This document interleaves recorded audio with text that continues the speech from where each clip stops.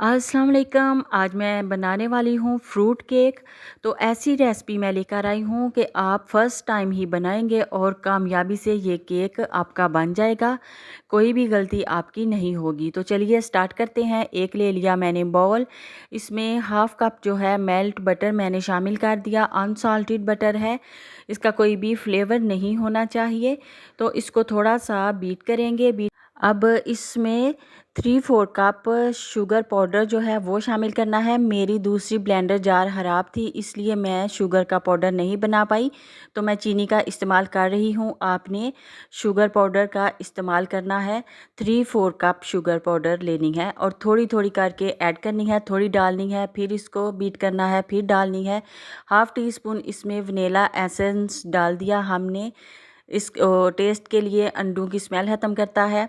और 3 अंडे हमने इसमें शामिल करने हैं। पहले एक अंडा डालेंगे, फिर 8 से 10 सेकंड बीटर चलाएंगे, फिर दूसरा अंडा और फिर बीटर चलाएंगे इतना ही टाइम, और फिर तीसरा अंडा इसमें शामिल कर देंगे और इसको अच्छी तरह से मिक्स करके थोड़ा फ्लफ़ी सा हो जाएगा बैटर। अब हम मैदे में 1/4 कप मैदा मैंने लिया है, जो मेजरिंग कप है उससे मैंने नापा हुआ है। 2 टेबलस्पून इसमें ड्राई मिल्क मैंने शामिल कर दिया। अब 1 टीस्पून इसमें चला गया बेकिंग पाउडर और हाफ़ टी स्पून मैं इसमें नमक का शामिल कर दूंगी। मैदे को मैंने अच्छी तरह से छाना हुआ है। अब इन ड्राई चीज़ों को मिक्स कर लेंगे और मैदे वाला जो मिक्सचर है इसे बैटर में हमने थोड़ा थोड़ा करके ऐड करना है। थोड़ा सा डालेंगे, फिर स्पैचुलर से इसको करेंगे हल्के हाथों से फोल्ड, फिर थोड़ा सा इसमें ऐड करेंगे ऐसे ही मैदा। तो मिक्स करेंगे, ऐसे ही इसकी मिक्सिंग करनी है। अब हाफ़ कप जो है इसमें दूध का हम शामिल करेंगे और 30 सेकंड के लिए बीटर को चलाएंगे। बहुत ज़्यादा अब बीटर इसमें नहीं चलाना।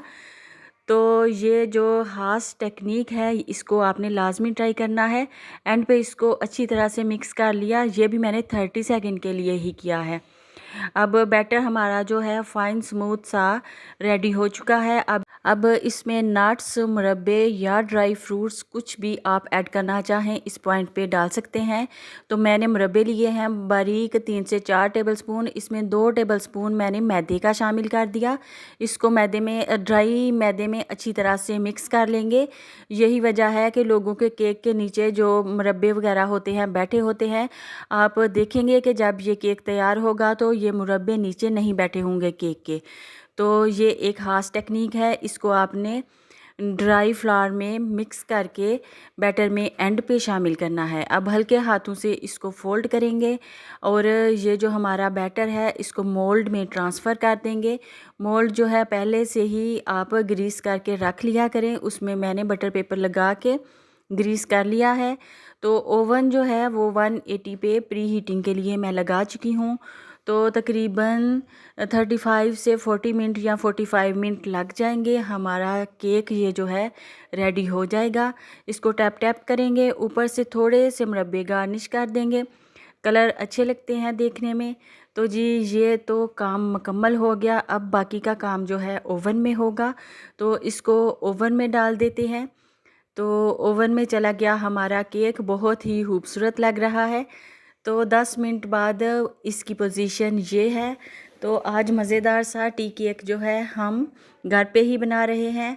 इसमें एक टूथपिक डाल के आप चेक कर लें, अगर इसके साथ बैटर लगा हो तो मतलब कि ये अभी कच्चा है। लेकिन हमारा केक जो है डन हो चुका है।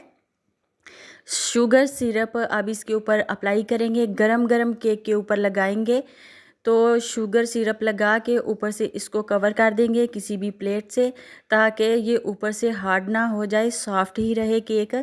तो 5 मिनट के लिए मैं इसको कवर कर देती हूँ ऊपर कोई प्लेट वगैरह डाल के। शुगर सिरप जो है ये चीनी और पानी का मिक्सचर है, इसमें और कुछ भी मैंने ऐड नहीं किया।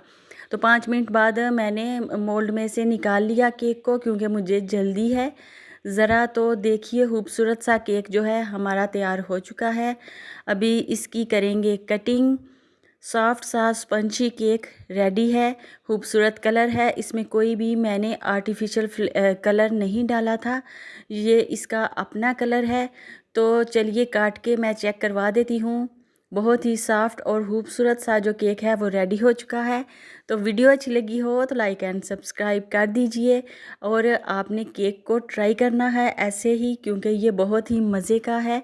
मेहमान आ रहे हों घर पे या अपने बच्चों के लिए केक बेक करें और इन्जॉय करें।